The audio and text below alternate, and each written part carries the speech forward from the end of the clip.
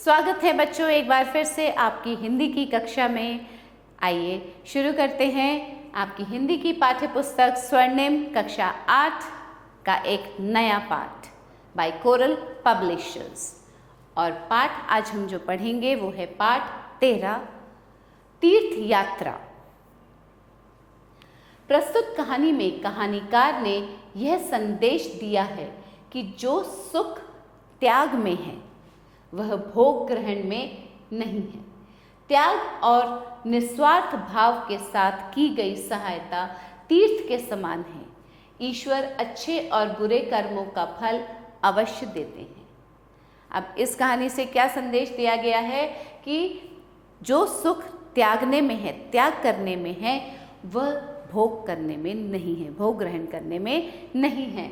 और ये जो निस्वार्थ भावना से जो सेवा की जाती है, जो निस्वार्थ भावना से जो लोग सेवा करते हैं, सहायता करते हैं, वो एक तीर्थ के समान है। मान लीजिए आपने तीर्थ कर लिया और अच्छे बुरे कर्मों का जो फल होता है वो अवश्य ही मिलता है। लाजवंती के यहाँ कई पुत्र पैदा हुए मगर सब के सब बचपन में ही मर गए। आखिरी पुत्र हेमराज उसके जीवन का सहारा था। अब लाजवंती के बहुत सारे पुत्र हुए परंतु एक ही पुत्र बचा, हेमराज। उसका मुंह देखकर वह पहले बच्चों की मौत का दुख भूल जाती थी। यद्यपि हेमराज का रंग रूप साधारण बालकों सा ही था मगर लाजवंती की आंखों में वैसा बालक सारे संसार में न था। माँ की ममता ने उसकी आंखों को धोखे में डाल दिया था। लाजवंती को उसकी इतनी चिंता थी कि दिन रात उसे छाती से लगाए फिरती थी, मानो वह कोई दीपक हो जिसे बुझाने के लिए हवा के तेज झोंके बार बार आक्रमण कर रहे हों। वह उसे छिपा छिपा कर रखती थी क्योंकि वह इतने सारे पुत्र खो चुकी थी, तो वो माँ की ममता थी जिस कारणवश वो ऐसा करती थी, कहीं उसे किसी की नज़र न लग जाए। गांव के लड़के प्रायः खेतों में खेलते फिरते थे मगर लाजवंती हेमराज को घर से बाहर न निकलने देती थी और अगर कभी वह निकल भी जाता तो वह घबरा कर उसे ढूंढने लग जाती थी। गांव की स्त्रियां कहती, हमारे भी तो बच्चे हैं, तू जरा जरा सी बातों में यूं पागल क्यों हो जाती है। लाजवंती यह सुनती तो उसकी आंखों में आंसू लहराने लगते। भर्राए हुए स्वर में उत्तर देती, क्या कहूँ, मेरा जी डर जाता है। मगर इतना सावधान रहने पर भी हेमराज बुरी नजर से बच न सका। प्रातः काल था, लाजवंती दूध दुह रही थी। इतने में हेमराज जागा और जागते ही मुंह फुलाकर बोला, माँ। आवाज में उदासी थी। लाजवंती के हाथ से बर्तन गिर गया। दौड़ती हुई हेमराज के पास पहुंची और प्यार से उसके सिर पर हाथ फेर कर बोली, क्यों हेम, क्या है बेटा, इतना घबराया हुआ क्यों है तू, इस तरह क्यों बोलता है तू। हेमराज की आंखों में आंसू डबडबा आए। रुक रुक कर बोला, सिर में दर्द होता है, बहुत दर्द होता है। बात साधारण थी मगर लाजवंती का नारी हृदय कांप गया। यही दिन थे, यही ऋतु थी जब उसका पहला पुत्र मदन मरा था। वह भी इसी तरह बीमार हुआ था। लाजवंती को अपने पैरों के नीचे से धरती खिसकती सी मालूम होने लगी। जिस तरह विद्यार्थी एक बार फेल होकर दूसरी बार परीक्षा में बैठते समय घबराता है, उसी प्रकार हेमराज के सिर दर्द से लाजवंती व्याकुल हो गई। गांव में दुर्गादास वैद्य अच्छे अनुभवी वैद्य थे। लोग उन्हें लुकमान समझते थे। सैकड़ों रोगी उनके हाथों से स्वस्थ होते थे। आसपास के गांवों में भी उनका बड़ा नाम था। लाजवंती उड़ती हुई उनके पास पहुंची। वैद्य जी बैठे एक पुराना साप्ताहिक समाचार पत्र पढ़ रहे थे। लाजवंती को देखकर उन्होंने समाचार पत्र हाथ से रख दिया और आंखों से ऐनक उतारकर बोले, क्यों बेटी, क्या बात है। लाजवंती ने चिंतित स्वर में उत्तर दिया, हेम बीमार है। वैद्य जी ने सहानुभूति से पूछा, कब से। लाजवंती, आज ही से, कहा है सिर में दर्द है। वैद्य जी, बुखार तो नहीं है। लाजवंती, मालूम तो नहीं होता, पर आप चलकर देख लेते तो अच्छा होता। वैद्य जी का मनोरथ सिद्ध हुआ। उन्होंने जल्दी से कपड़े पहने और लाजवंती के साथ हो लिए। जाकर देखा तो हेमराज बुखार से बेसुध पड़ा था। वैद्य जी ने नाड़ी देखी, माथे पर हाथ रखा और फिर कहा, चिंता की कोई बात नहीं, दवा देता हूँ, बुखार उतर जाएगा।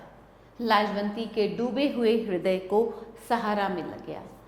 उसने दुपट्टे के आंचल से अठन्नी निकाली और वैद्य जी को भेंट कर दी।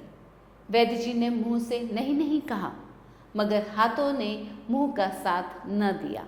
उन्होंने पैसे ले लिए। कई दिन बीत गए, हेमराज का बुखार नहीं उतरा। वैद्य जी ने कई दवाइयां बदली, परंतु किसी ने अपना असर न दिखाया। लाजवंती की चिंता बढ़ने लगी। वह रात रात भर उसके सिरहाने बैठी रहती थी। लोग आते और धीरज दे देकर चले जाते थे, परंतु लाजवंती का मन उनकी बातों की ओर न दौड़ता था। वह डरी डरी रहती और अपने मन की पूरी शक्ति से हेम की सेवा में लगी रहती थी। एक दिन उसने वैद्य जी से पूछा, हकीम जी, आखिर क्या बात है जो यह बुखार उतरने का नाम नहीं लेता? वैद्य जी ने उत्तर दिया, मियादी बुखार है। लाजवंती चौंक पड़ी। उसने तड़प कर पूछा, मियादी बुखार क्या? वैद्य जी, अपनी मियाद पूरी करके उतरेगा। लाजवंती, पर कब तक उतरेगा? वैद्य जी, 21वें दिन उतरेगा, इससे पहले नहीं उतर सकता। लाजवंती, आज 11 दिन तो हो ही गए हैं। वैद्य जी, बस 10 दिन और हैं, किसी तरह ये 10 दिन निकाल दो, भगवान भला करेगा। लाजवंती का माथा ठनका। हिचकिचाते हुए बोली, कोई अंदेशा तो नहीं? सच सच बता दीजिए।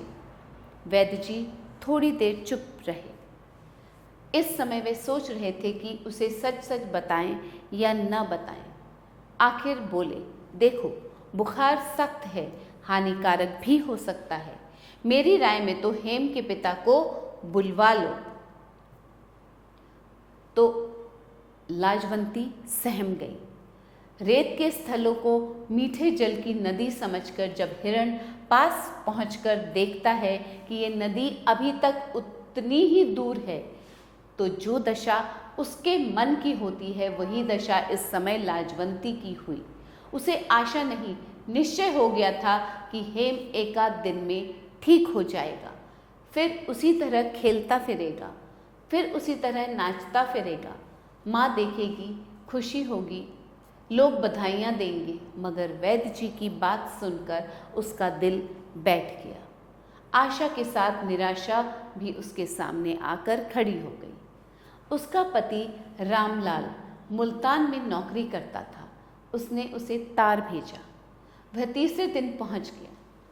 इलाज दोगुनी सावधानी से होने लगा, यहाँ तक कि 10 दिन और भी बीत गए। अब 21वां दिन सिर पर था। हेम की देह अभी तक आग की तरह तप रही थी। लाजवंती और रामलाला दोनों घबरा गए। सोचने लगे, क्या बुखार एकाएक उतरेगा? वैद्य जी ने आकर नाड़ी देखी तो घबरा कर बोले, आज की रात बड़ी भयानक है, सावधान रहना, बुखार एकाएक उतरेगा। देखिए आगे क्या होता है। लाजवंती और रामलाल दोनों के प्राण सूख गए। वैद्य के शब्द किसी आने वाले भय की पूर्व सूचना थी। रामलाल दवाएं संभालकर बेटे के सिरहाने की तरफ बैठ गया, परंतु लाजवंती के हृदय तो बेचैन हुआ जा रहा था। उसने शाम के समय घी के दिए जलाए और मंदिर चली गई। मन में आशा अपनी पूरी जीवन शक्ति के साथ चल रही थी। मंदिर में देवी के सामने लाजवंती देर तक गिरकर रोती रही। जब थक कर अपना सिर उठाया तो उसका मुखमंडल शांत था, जैसे कोई तूफान शांत हो जाता है। उसे लगा मानो किसी दिव्य शक्ति ने उसके कान में कहा हो, तुम आंसू क्यों बहा रही हो, देवी तुम पर प्रसन्न है। लाजवंती ने देवी की आरती उतारी, फूल चढ़ाए, मंदिर की परिक्रमा की और प्रेम से कांपते स्वर में मन्नत मांगी। देवी माता, मेरा हेम बच जाए तो मैं तीर्थ यात्रा पर जाऊंगी। अब ये एक माँ के मन की स्थिति थी। यह मन्नत मानने के बाद लाजवंती को ऐसा जान पड़ा जैसे उसके दिल पर से किसी ने कोई बोझ हटा दिया हो, जैसे उसका संकट टल गया हो। वह निश्चिंत हो गई कि अब उसके हेम को कोई भय नहीं है। लौटी तो उसके पांव जमीन पर न पड़ते थे। उसके हृदय सागर में आनंद की तरंगे उठ रही थीं। वह दौड़ती हुई घर पहुंची तो पति ने कहा, लो बधाई हो, तुम्हारा परिश्रम सफल हो गया। बुखार धीरे धीरे उतर रहा है। लाजवंती के मुख पर प्रसन्नता थी और आंखों में आशा की झलक। झूमती हुई बोली, अब हेम को कोई डर नहीं है। मैं तीर्थ यात्रा की मन्नत मान आई हूँ। रामलाल ने तीर्थ यात्रा के खर्च का अनुमान किया तो हृदय बैठ गया, परंतु पुत्र स्नेह ने इस चिंता को देर तक न ठहरने दिया। उत्तर दिया, अच्छा किया, रुपए का क्या है, हाथ का मैल है, आता है चला जाता है। परमेश्वर ने एक लाल दिया है, वह जीता रहे, यही हमारी दौलत है। लाजवंती ने स्वामी को सुला दिया और स्वयं रात भर जागती रही। प्रभात हुआ तो हेम का बुखार बिल्कुल उतर गया था। लाजवंती के मुखमंडल से प्रसन्नता टपक रही थी, जैसे संध्या के समय गौओं के स्तनों से दूध की बूंदें टपकने लगती हैं। वैद्य जी ने आकर देखा तो उनका मुख भी चमक उठा। अभिमान से सिर उठाकर बोले, अब कोई चिंता नहीं, तुम्हारा बच्चा बच गया। लाजवंती ने हेम की कमजोर देह पर हाथ फेरते हुए कहा, क्या से क्या हो गया। वैद्य जी ने लाजवंती की ओर देखा और रामलाल से बोले, यह सब इसी के परिश्रम का फल है। लाजवंती ने उत्तर दिया, देवी माता की कृपा है। मैं तुम्हें दूसरी सावित्री समझता हूँ। उसने मरे हुए पति को जिलाया था, तुमने पुत्र को मृत्यु के मुंह से निकाला है। तुम यदि दिन रात एक न कर देती तो हेम का बचना असंभव था। यह सब तुम्हारी मेहनत का फल है। बच्चा बचा नहीं, दूसरी बार पैदा हुआ है। रामलाल के होठों पर मुस्कुराहट थी और आंखों में चमक। इसके 7वें दिन वे अपनी नौकरी पर चले गए और कहते गए कि तीर्थ यात्रा की तैयारी करो। 3 महीने बीत गए। लाजवंती तीर्थ यात्रा के लिए तैयार हुई। अब उसके मुख पर फिर वही आभा थी, आंखों में फिर वही चमक, दिल में फिर वही खुशी, क्योंकि उसका पुत्र हेम ठीक हो गया था। हेम आंगन में इस तरह चहकता फिरता था जैसे फूलों पर बुलबुल चहकती है।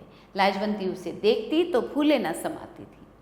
तीर्थ यात्रा पर जाने से पहले की रात उसके आंगन में सारा गांव इकट्ठा हो रहा था। झांझे और करताले बज रही थी, ढोलक की थाप गूंज रही थी, स्त्रियां गाती थी, बजाती थी, शोर मचाती थी। दूसरी तरफ कहीं पूरियां बन रही थी, कहीं हलवा। लाजवंती बहुत खुश होकर हर काम देख रही थी। आज मानो उसके घर में ब्याह हो। लोग खा पीकर आराम करने लगे। जो बचा हुआ था वह गरीबों में बांट दिया। लाजवंती ने सभी लोगों को विदा किया और यात्रा पर चलने की तैयारी में लग गई। उसने बक्से में जरूरी कपड़े रखे, गले में माला पहनी, माथे पर चंदन का टीका लगाया। गऊ अपने पड़ोसन को सौंपी और उससे बार बार कहा, इसका पूरा ध्यान रखना। मैं जा रही हूँ मगर मेरा मन अपनी गऊ पर ही रहेगा। सहसा ही किसी के सिसकी भरने की आवाज़ सुनाई दी। लाजवंती के कान खड़े हो गए। उसने चारों तरफ देखा मगर कोई दिखाई न दिया।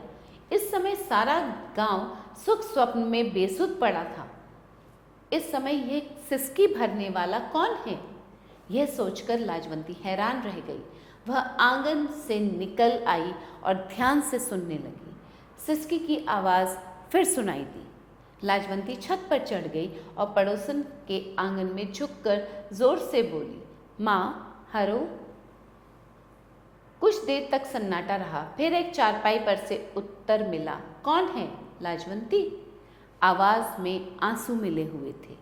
लाजवंती जल्दी से नीचे उतर आई और हरो के पास पहुंचकर बोली, माँ क्या बात है, तू रो क्यों रही है? हरो सचमुच रो रही थी, परंतु अपना रोना लाजवंती के सामने कहते हुए उसके नारी दर्प को बट्टा लगता था। इसलिए अपनी वास्तविक अवस्था को छिपाती हुई बोली, कोई बात नहीं है। तू रो क्यों रही है? लाजवंती ने दोबारा पूछा। हरो के रुके हुए आंसुओं का बांध टूट गया।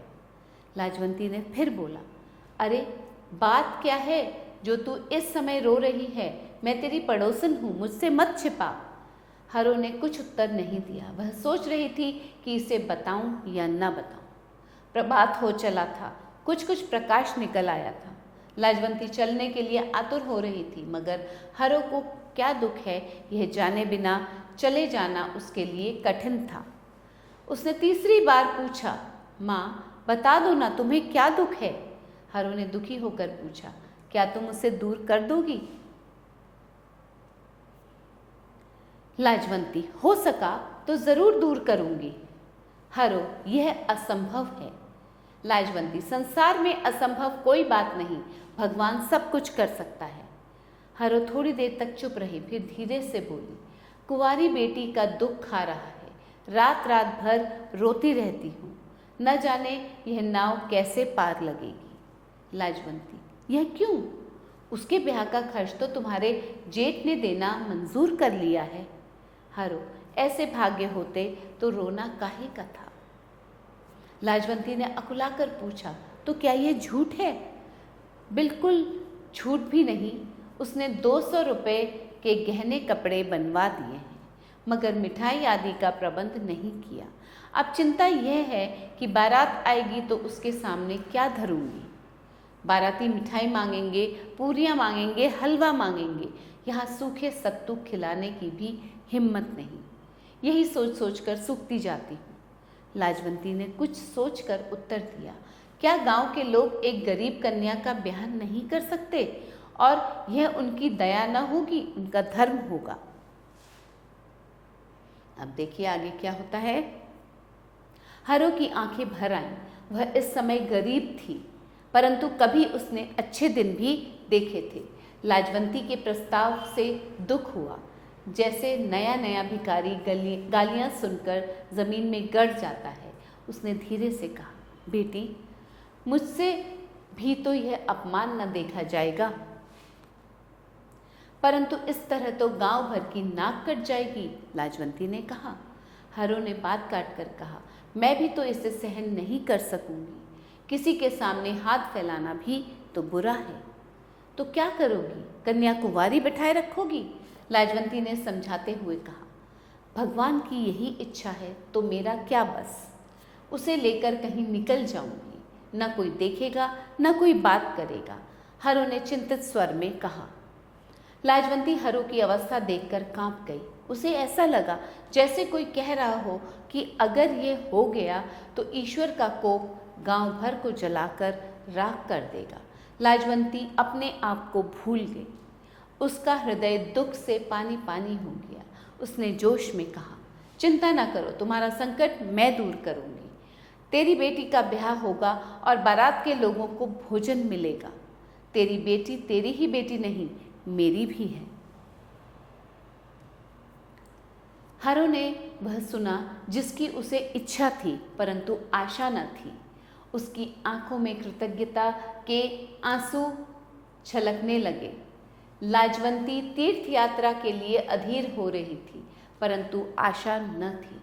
वह सोचती थी, हरिद्वार, मथुरा, वृंदावन के मंदिर को देखकर हृदय कली की तरह खिल जाएगा। मगर जो आनंद उसे इस समय प्राप्त हुआ वह उस कल्पित आनंद की अपेक्षा कहीं अधिक बढ़ चढ़कर था। वह दौड़ती हुई अपने घर गई और संदूक से 200 रुपये लाकर हरो के सामने ढेर कर दिए। रुपए जमा करते समय वह प्रसन्न हुई थी, पर उन्हें देते समय उससे भी अधिक प्रसन्नता हुई। जो सुख त्याग में है वह ग्रहण में कहाँ। तो देखिए, लाजवंती ने अपने तीर्थ यात्रा पर जाने के लिए जो पैसे इकट्ठे किए थे वो रुपए उसने लाकर हरो को दे दिए, क्योंकि देने में ही सुख है। जो सुख देने में है, जो सुख त्याग में है, वह सुख और कहीं नहीं है। वह ग्रहण करने में या लेने में या खुद भोग करने में नहीं है। और यही जो त्याग था वो एक तीर्थ के समान था, क्योंकि त्याग करने में ही तीर्थ प्राप्त होता है। इस कहानी के कहानीकार कौन है? सुदर्शन। अब पढ़ेंगे बच्चों शब्द अर्थ। व्याकुल बेचैन, आभा चमक, वैद्य चिकित्सक, मियाद एक निश्चित समय, ग्रहण लेना, बेसुध बेहोश, परिक्रमा चक्कर लगाना, ऐनक चश्मा, परिश्रम मेहनत, प्रभात सवेरा। अब करते हैं अभ्यास। निम्नलिखित प्रश्नों के उत्तर बताइए। लाजवंती हेमराज को बाहर क्यों नहीं निकलने देती थी? लाजवंती के पहले भी कई पुत्र होकर मर गए थे और ये हेमराज ही केवल एक बालक बचा था लाजवंती का। तो लाजवंती को ये डर रहता था कि अगर वो बाहर जाएगा तो किसी की बुरी नज़र लग जाएगी, इसलिए वो हेमराज को बाहर नहीं निकलने देती थी। हेमराज की आंखों में आंसू क्यों डबडबा आए? हेमराज की आंखों में आंसू क्यों डबडबा आए? हेमराज की आंखों में आंसू इसलिए डबडबा गए क्योंकि उसके सर में बहुत दर्द हो रहा था। हेमराज का बुखार क्यों नहीं उतर रहा था? हेमराज का बुखार इसलिए नहीं उतर रहा था क्योंकि वह एक मियादी बुखार था जो कि 21वें दिन उतरता है। लाजवंती ने तीर्थ यात्रा पर जाने का क्यों निश्चय किया? लाजवंती ने जब हेमराज बीमार हुआ था तो जब वैद्य उसका इलाज कर रहे थे तो और उसका बुखार नहीं उतर रहा था तो वो जाकर मंदिर में बैठ गई थी, वहाँ दिए जलाए और जब उसको यह आश्वासन हो गया कि घर पे सब कुछ ठीक है, हेमराज अच्छा हो गया है, उसका बुखार उतर गया, तब उसने निश्चय किया कि क्योंकि वह मन्नत मांगकर आई थी मंदिर में देवी माँ के सामने कि हेमराज ठीक हो जाएगा तो वह तीर्थ यात्रा करने जाएगी। लाजवंती क्यों व्याकुल थी? लाजवंती तीर्थ यात्रा पर जाने के लिए व्याकुल थी। तो बच्चों यहीं समाप्त होता है ये पाठ। आशा करती हूँ यह पाठ आपको समझ में आया होगा अच्छे से। फिर मिलेंगे कुछ नया पढ़ने के लिए और एक नया पाठ लेकर आपके सामने उपस्थित होंगी। तब तक के लिए पढ़ते रहिए, खुश रहिए। आभार।